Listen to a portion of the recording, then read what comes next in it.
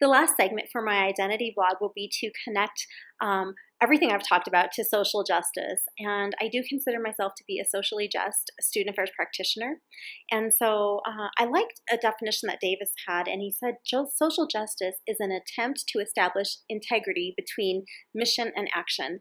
And so if someone asked me what social justice meant, I think of activism, I think of removing impediments to equitable access and removing hurdles. And so I think of, I guess to surmise it would be to help eradicate the isms.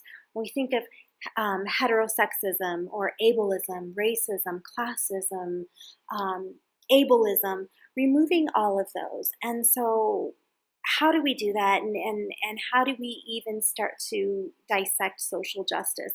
I think, one of the articles really helped to outline some of the vernacular, and I think it was a great intro article.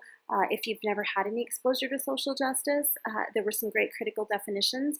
But for me, something I do in a lot of my classes, especially my social classes, or like my social psychology or dynamics of racism or classism, I always want to do an identity wheel.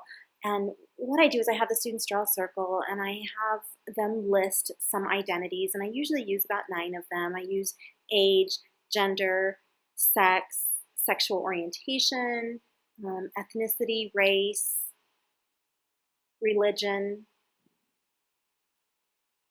ability, and I might be missing a couple. But anywho, they go through the circle, and then we talk about whether one of those aspects is subordinate or dominant. And sometimes they don't even know. And so I go around and I have them identify what they would think is the privileged religion in America. And then we agree on this term, and then we go through the privileged sex and the privileged, gender and the privileged orientation. And we establish this based on a social justice paradigm.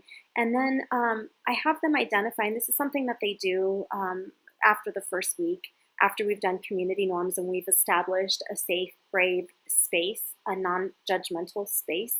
And they don't turn this in. This is for their own information, but they identify privilege or dominant or subordinate aspects of their identity. And so what I have them do then is to think about where they do have privilege, and maybe it's only one aspect of their identity. I always include education in there so that there's always something in there that is privileged, and they all have privilege because they're in college. But for me, for example, I have, let's say out of those 9 identities, I have maybe 4 aspects that I have privilege or dominance in. And so I really want to be intentional about saying, okay, now I know that I have privilege in my religion because I identify as Christian. I identify as a cisgendered male. I have privilege in my sexual orientation. And so what is my responsibility in that now that I can recognize the privilege? And how do we then strive to remove those impediments to equitable access because we have privilege? And so we might have more resources, more advantages, and more ability to push for justice and to advocate and build this idea on allyship.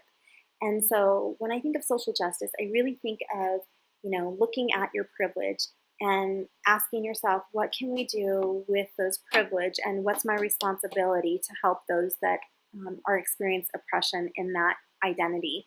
And then also taking into consideration, the multifaceted aspects of our identity and the fact that there's a lot of intersectionality going on. And so really understanding that idea of intersectionality, that I don't just present as this, but I also present as this and this and this. And so then it becomes more woven and more complex.